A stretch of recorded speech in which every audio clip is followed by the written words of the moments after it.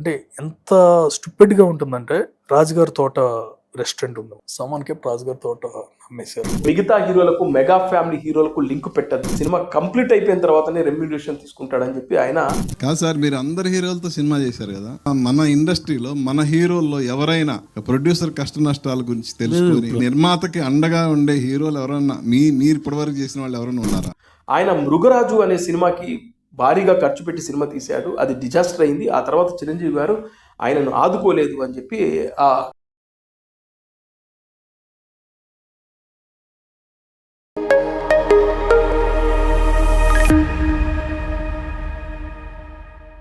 Hello friends, నేను రాజుగారు. చిరంజీవి గారి రెమ్యూనరేషన్ గురించి సోషల్ మీడియాలో ఒక విచిత్రమైన చర్చ జరుగుతుంది. మామూలుగా ఒక సినిమా చాలా పెద్ద హిట్ అయిందంటే, ఒక పెద్ద బ్లాక్ బస్టర్ అయిందంటే, ఆ సినిమా గురించి చాలా రకరకాల చర్చలు సోషల్ మీడియాలో జరుగుతూ ఉంటాయి. కొన్ని వెబ్సైట్లు కూడా వాంటెడ్గా అలాంటి చర్చలకు దారితీసేలాగా కొన్ని కథనాలు వేస్తారు. అట్లా ఇప్పుడు ఈ మనశంకర వరప్రసాద్ గారు మూవీ చాలా చాలా పెద్ద హిట్, బ్లాక్ బస్టర్ అనాలా, దానికి మించిన హిట్ ఇది. అంటే చాలా రోజుల తర్వాత ప్రేక్షకులు మళ్ళీ సినిమా థియేటర్లకు వచ్చేలాగా, అంటే చిన్న పిల్లల నుంచి పండు ముసలి వరకు సినిమా థియేటర్లకు వచ్చి సినిమా చూస్తున్నారు. ఎక్స్ట్రా చైర్లు, హౌస్ఫుల్ బోర్డులు, ఇవన్నీ చాలా రోజుల తర్వాత మనం చూసాం. అలా ఈ సినిమా చాలా చాలా పెద్ద హిట్. ఇంకా చెప్పాలంటే మెగాస్టార్ చిరంజీవి గారి కెరియర్లోనే చాలా పెద్ద హిట్. 300 కోట్ల క్లబ్లోకి అవలీలగా వెళ్ళిపోయింది ఈ సినిమా. అయితే ఈ సినిమాకి సంబంధించి నేను ఇందాక చెప్పినట్లు ఒక చర్చ, అది చిరంజీవి గారి రెమ్యూనరేషన్ గురించి.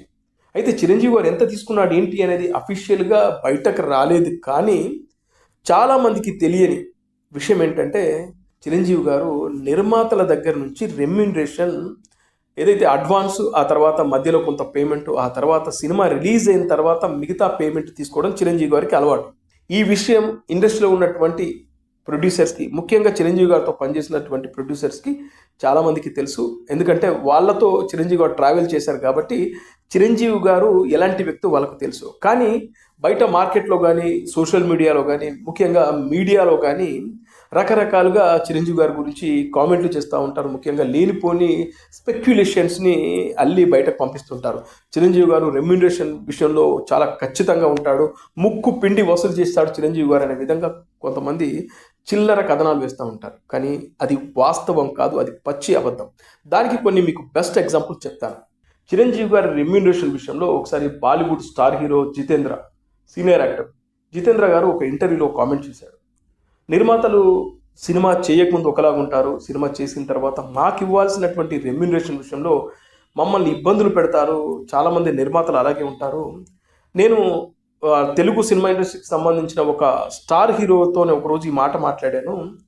ఆయన పేరు చిరంజీవి. చిరంజీవి, మీరు సినిమా కంప్లీట్ అయిపోయిన తర్వాతనే రెమ్యూనరేషన్ తీసుకుంటారంట, మీకు నిర్మాతలు ఎగ్గొట్టరా, ఎందుకు అట్లా మీరు చేస్తారు, మీ సినిమా రిలీజ్కి ముందే మొత్తం రెమ్యూనరేషన్ ఎందుకు తీసుకోరు అని అంటే, అప్పుడు చిరంజీవి గారు ఏం చెప్పారంటే, నేను నిర్మాతలను ఇబ్బంది పెట్టను, ఎందుకంటే నాకు ముందు కొంత అడ్వాన్స్ ఇస్తారు, ఆ తర్వాత మధ్యలో కొంత పేమెంట్ ఇస్తారు, మిగతా పేమెంట్ని సినిమా రిలీజ్ అయిన తర్వాత తీసుకుంటాను. ఎందుకోసం అంటే నిర్మాతలు ఇంట్రెస్ట్లకు డబ్బులు తెచ్చుకొని ఆ సినిమా రిలీజ్ కోసం వాళ్ళు కష్టపడుతుంటారు. ఇలాంటి సమయంలో నిర్మాతలను ఇబ్బంది పెట్టడం నాకు ఇష్టం ఉండదు. నిర్మాతలు బాగుంటే ఇండస్ట్రీ బాగుంటుంది. నాకు ఇప్పటివరకు ఏ నిర్మాత కూడా అలాంటి ఎగ్గొట్టే కార్యక్రమాలు చేయలేదు, అందరు నాతో బాగానే ఉంటారు అని చెప్పి ఆయన మొత్తం టోటల్ అన్ని ఇండస్ట్రీలో మొత్తానికి చిరంజీవి ఒకరు మాత్రం సినిమా కంప్లీట్ అయిపోయిన తర్వాతనే రెమ్యూనరేషన్ తీసుకుంటాడని చెప్పి ఆయన ఒక ఇంటర్వ్యూలో చెప్పడం జరిగింది. అలా చిరంజీవి గారి గురించి ఇండస్ట్రీలో ఉన్నటువంటి చాలామంది హీరోలకు తెలుసు, చాలామంది నిర్మాతలకు తెలుసు.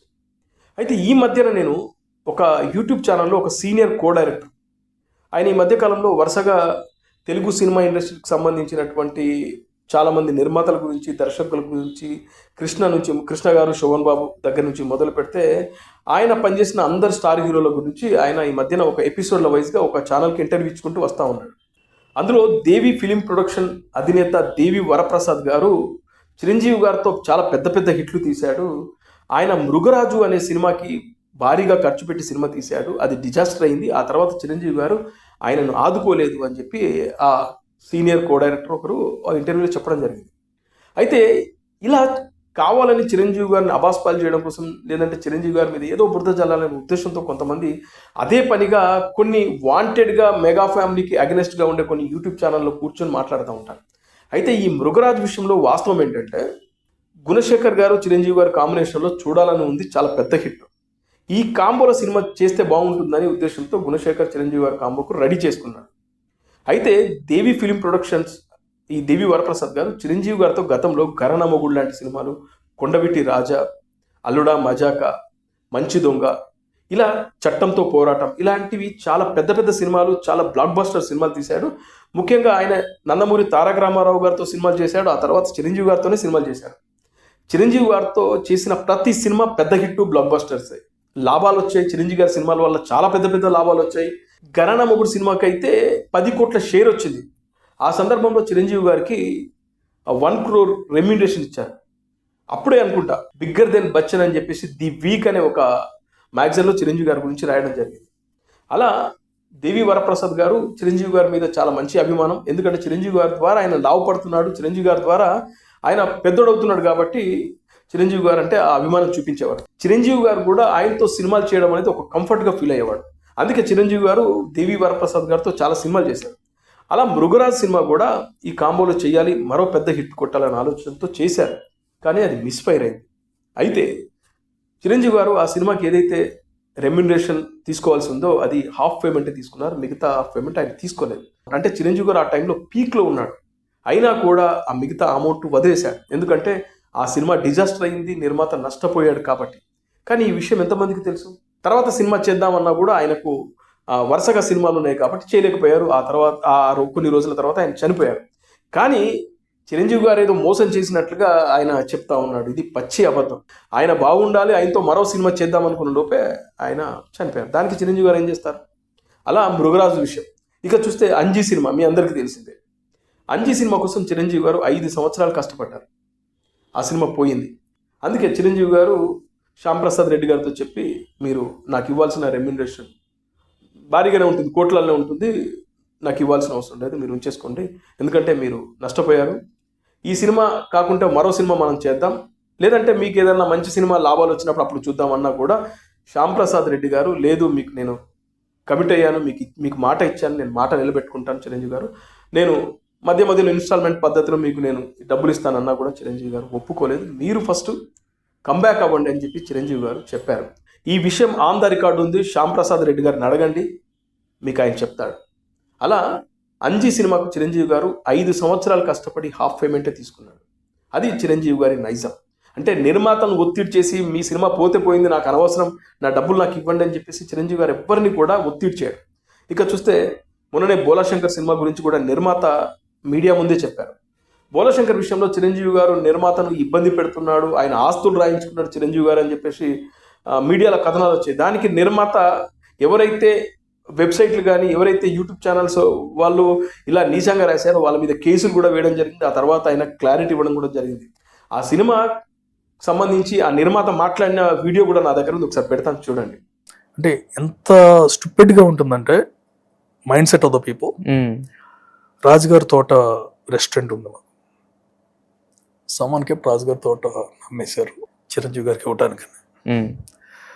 వన్ థింగ్ ఈజ్ చిరంజీవి గారు ఫస్ట్ కాల్ చేసి సినిమా రిలీజ్ అవగానే ఆయన జడ్జ్మెంట్ అర్థమైపోయింది ఆయనకి,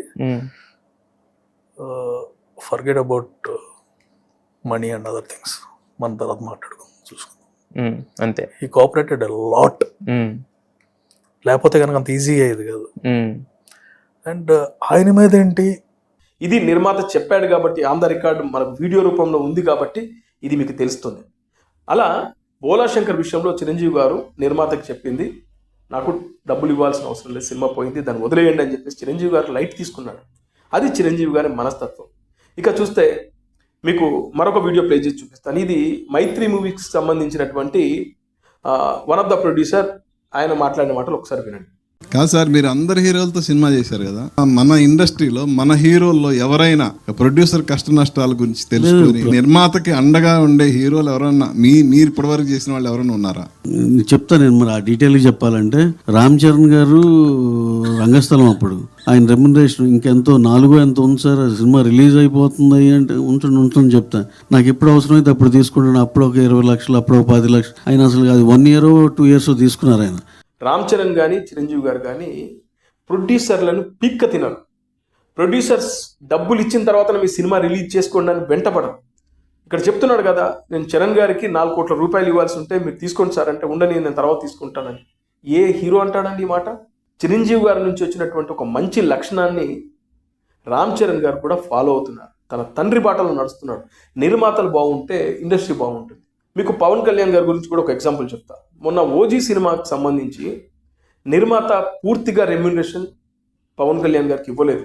అయినా కూడా పవన్ కళ్యాణ్ గారు ఆ సినిమా రిలీజ్ అయ్యేంత వరకు, సినిమా రిలీజ్ అవ్వాలి ఫస్ట్, ఒత్తిడి చేయలేదు. సినిమా రిలీజ్ అయింది. సినిమా హిట్ అయిన తర్వాత, లాభాలు వచ్చిన తర్వాత పవన్ కళ్యాణ్ గారికి మరి రెమ్యూనరేషన్ మిగతా ఇచ్చారా లేదా మనకు తెలియదు, కానీ పవన్ కళ్యాణ్ గారు ఇంకా డబ్బులు పెట్టుకుని ఆ సినిమాని రిలీజ్ అవ్వడానికి ఆయన హెల్ప్ చేశారు, నిర్మాతకి హెల్ప్ చేశారు. ఈ ఓజీ సినిమా విషయం ఇది కూడా ఆన్ ద రికార్డ్ ఉంది.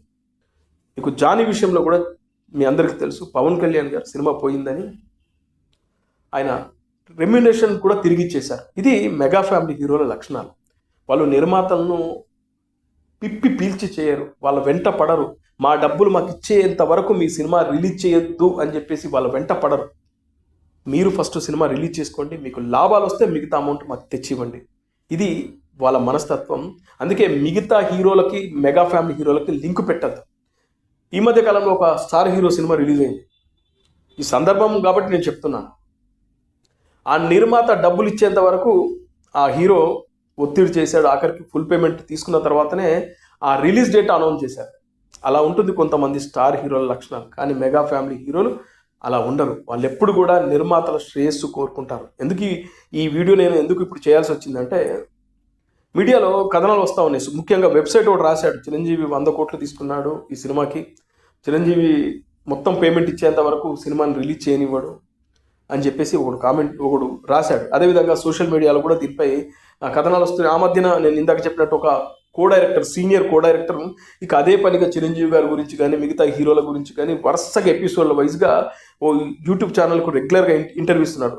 ఆ యూట్యూబ్ ఛానల్ వ్యక్తి యాంటీ చిరంజీవి, అంటే చిరంజీవి గురించి ఏదైనా ఇలాంటి దొరికితే దాన్ని బలంగా పుష్ చేసే వ్యక్తి అనమాట. అట్లా చిరంజీవి గారి గురించి ఈ అన్నెసరీ కామెంట్స్, ఆయన గురించి వాస్తవాలు తెలుసుకోకుండా ఇలాంటివి పచ్చి అబద్ధాలని జనాల్లోకి పంపిస్తున్నారు. కాబట్టి నాకు వాస్తవాలు తెలుసు కాబట్టి నేను అందుకే ఈ విషయాలు మీలో చాలామంది మెగా అభిమానులకు తెలియాలి కాబట్టి, అదేవిధంగా యాంటీ ఫ్యాన్స్కి కూడా తెలియాలి కాబట్టి, అందుకే మిగతా హీరోలకు, మెగా ఫ్యామిలీ హీరోలకు లింక్ పెట్టద్దు.